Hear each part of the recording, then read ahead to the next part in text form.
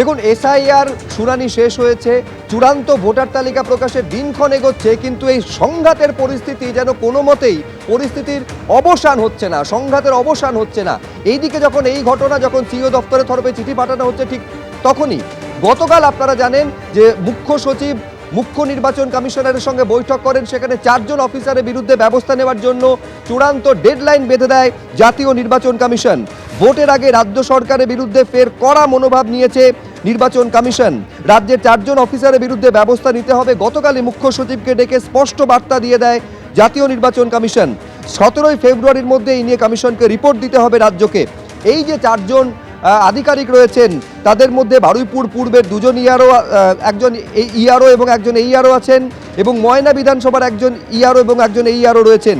এদের বিরুদ্ধে সাসপেন্ড করা থেকে শুরু করে এফআইআর এর নির্দেশ গত বছর অগাস্ট মাসে দেওয়া হয়েছিল।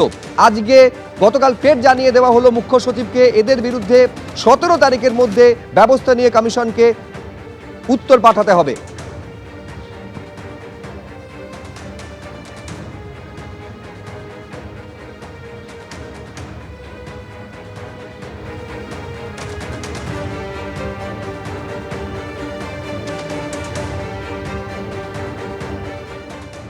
নির্বাচন কমিশনের এই সিদ্ধান্ত পালন করবার ক্ষেত্রে রাজ্যের মুখ্য সচিব কি করেন সেটা নিশ্চিতভাবে দেখার অপেক্ষায় থাকবো। কিন্তু তার পাশাপাশি এটা ভুলে গেলে চলবে না যে আলাপন বন্দ্যোপাধ্যায় থেকে শুরু করে নন্দিনী চক্রবর্তী মহাশয়া, এই যে দীর্ঘ তালিকা রয়েছে আইএএস আইপিএস অফিসারদের, তারা শুধু নির্বাচন কমিশনের নয়, ভারত সরকারের দেশের যে বিভিন্ন নিয়ম কানুন যে আইএএস আইপিএস অফিসারদের পালন করবার কথা, পশ্চিমবঙ্গের ক্ষেত্রে তা উপেক্ষা করবার সাহস দেখিয়েছেন। পশ্চিমবঙ্গ কি দেশের বাইরে? এই আইএএস আইপিএস অফিসারসরা কি দেশের অভ্যন্তরে কাজ করছেন না দেশের বাইরে কাজ করছেন? ফলে স্বাভাবিকভাবেই অপেক্ষায় থাকবো পরবর্তী পদক্ষেপ সরকারের কি হয়। আর যদি না নেন, তারপরে নির্বাচন কমিশন যদি কোনো পদক্ষেপ না নেয়, তাহলে নির্বাচন কমিশনের দিকেই মানুষের আঙুল উঠবে। কি দুর্ভাগ্য আমাদের দেশে, বুঝতে পারছেন?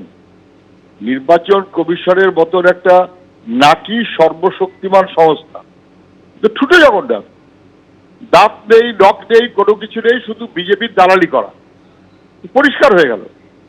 প্রথমত জানতে চাইলো, তারপরে অ্যাকশন নিতে বললো, তারপর সাসপেন্ড করতে বললো, এফআইআর করতে বললো।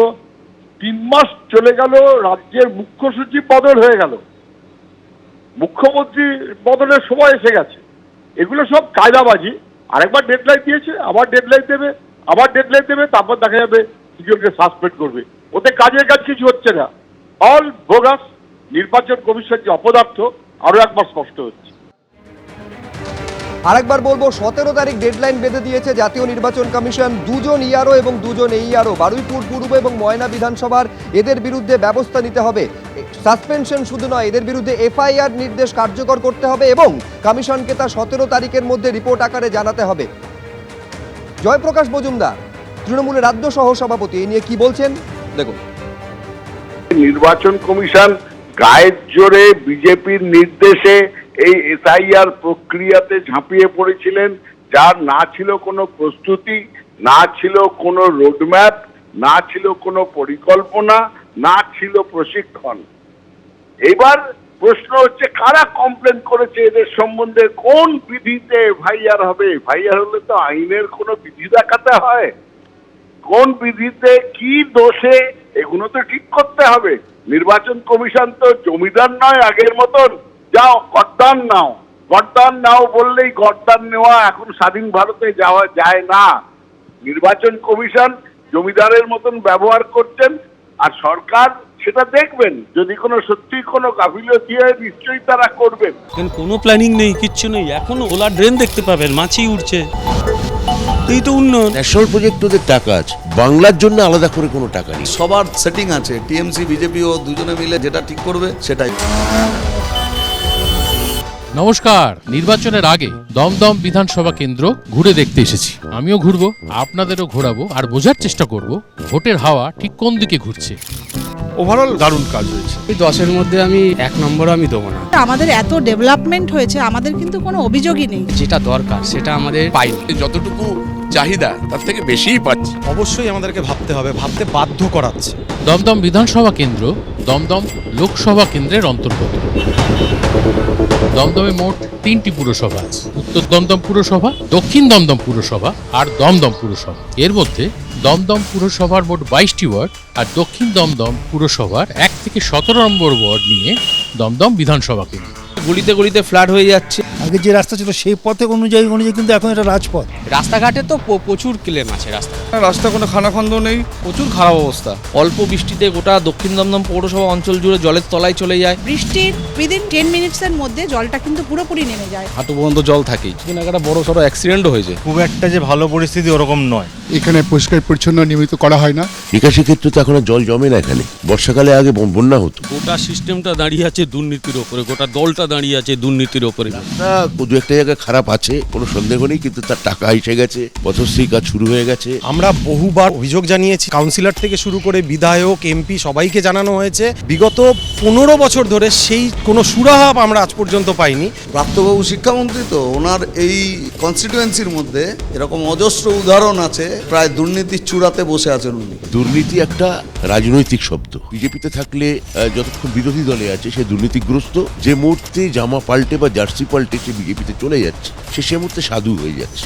দলটা করেছে পয়সা তুলতে, ফ্ল্যাট করতে গিয়ে টাকা, পুরো নিয়োগ দুর্নীতিতে টাকা। এবারে ওরা তো টিকে আছে টিএমসি বিজেপি বাইনারির মধ্যে দিয়ে। এই বাইনারিটার অবসান হতে চলছে 26 সালের ভোটের মধ্যে দিয়ে। দমদম বিধানসভা কেন্দ্রের নির্বাচনী ইতিহাস বলছে 1951 সালে অর্থাৎ প্রথম নির্বাচনে দমদম বিধানসভা কেন্দ্রে জয়ী হয়েছিলেন জাতীয় কংগ্রেস প্রার্থী কানাইলাল দাস। মোট 10টি নির্বাচনে দমদম কেন্দ্রটি বামপন্থীদের হাতে গিয়েছিল। তারপর 2001-এ অরুণাভ ঘোষ প্রথমবার তৃণমূলকে এই কেন্দ্র থেকে জয়ের স্বাদ এনে দেয়। 2011, 2016 এবং 2021 এই 3টি নির্বাচনে তৃণমূলের টিকিটে টানা ব্যাটিং করে দমদম বিধানসভায় ম্যান অব দ্য ম্যাচ হওয়ার হ্যাটট্রিক করে ফেলেছেন কিন্তু শ্রী ব্রাত্য বসু। এখানে জল নিয়ে প্রত্যেকবারই একটা সমস্যার কথা শুনি, আবার জলের সমস্যা সেটা সমাধানও করা হয়। এত ডেভেলপমেন্ট, সেই ডেভেলপমেন্টের জন্য আমার কোনো অভিযোগ নেই। এখানে জলা জমির ভরাট করে কোনো বিল্ডিং হয়েছে বলে আমি আমার এই 60 বছর বয়সে দেখিনি। একটার সাথে একটা বাড়ির সাথে একটা বাড়ি লাগোয়া, মাঝখানে জায়গা ছান নেই, অগ্নি নিরাপকের সেরকম কোনো ভালো ব্যবস্থা নেই। যদি কোনো সমস্যা হয় সেই সমস্যাগুলো থেকে মানুষ যাতে বেরিয়ে আসতে পারে তার কোনো বিকল্প ব্যবস্থাই নেই। এখানে বেআইনি নির্মাণে হাইকোর্ট অর্ডার করেছিল একটা বিল্ডিং ভেঙে দিতে হবে, ডিমোলিশন অর্ডার কোর্ট করছে। এরা মিউনিসিপ্যালিটি বসে বোর্ড মিটিংয়ে ঠিক করছে ওর কার্নিস ভেঙে দিলেই হবে, কিন্তু কোর্ট তো ডিমোলিশনের অর্ডার বলেছে। একটা ফ্ল্যাটে যদি আগুন লাগে থাকবে এই অঞ্চলগুলো, কিচ্ছু থাকবে না। জলজমি বোঝানোর চেষ্টা মাঝে মাঝে হয়, পুলিশ প্রশাসন সতর্ক থাকে, আমরা সতর্ক থাকি, আমাদের স্থানীয় নেতৃত্ব সতর্ক থাকে, সেটা বন্ধ করাও হয়। গোটা পশ্চিমবাংলার মতো দমদম অতলে তলিয়ে গেছে। সরকারি বিদ্যালয়গুলো যেগুলো অলরেডি বন্ধ হয়ে গেছে, আর অনেক আছে যেগুলো অলরেডি বন্ধ হওয়ার দিকে দৌড়াচ্ছে। ডাক্তারবাবুরা সব শিক্ষা শেষ করে দিলেন, সরকারি শিক্ষা। মতিঝিল কমার্স কলেজ ব্যাংককে ভাড়া দিয়ে দিচ্ছে, ছাত্রছাত্রী নেই, ভাড়া দিচ্ছে। এখানে পাশে যে আইএলএস হসপিটাল আছে, নার্সিংহোম আছে, সেখানে কোনো বেড নেই। সরকারি হাসপাতালগুলোর অবস্থা তো একদমই খারাপ। স্বাস্থ্য ব্যবস্থা খুবই খারাপ। লোকে তো এখন বলছে সবকটা চোর। মানুষ তো এদের বিরুদ্ধে ব্যবস্থা নেবেই। ওটা রাজত্বটা ক্রিমিনালদের হাতে বাত্যবাবুরা তুলে দিয়েছেন। 2026-এর নতুন কিছু ভাবনা আমরা অবশ্যই ভাবব। 100 দিনের টাকা দেয়নি, কাজের টাকা দেয়নি, এনার্জিএসের টাকা দেয়নি, আবাস যোজনার টাকা দেয়নি, সমস্ত টাকা আটকে রেখেছে। কেন্দ্রীয় বঞ্চনার অভিযোগ এরা তোলে কারণ নিজেদের অন্যায়গুলোকে লেজিটিমাইজ করতে।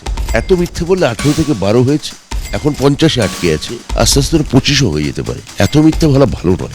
দুরন্ত ঘূর্ণির মতো ঘুরলাম সারাটা দিন দমদমের এ প্রান্ত থেকে ও প্রান্ত, চষে ফেলেও দম এখনো কিন্তু ফুরোয়নি। তবে সময় তো ফুরিয়ে গেছে। আজ এখানেই আমার সফর শেষ করতে হচ্ছে। আপনারা দেখতে থাকুন তারকার চোখে তারকা কেন্দ্র। চোখ রাখুন শুধুমাত্র এবিপি আনন্দ। এবিপি আনন্দ, এগিয়ে থাকে, এগিয়ে রাখে।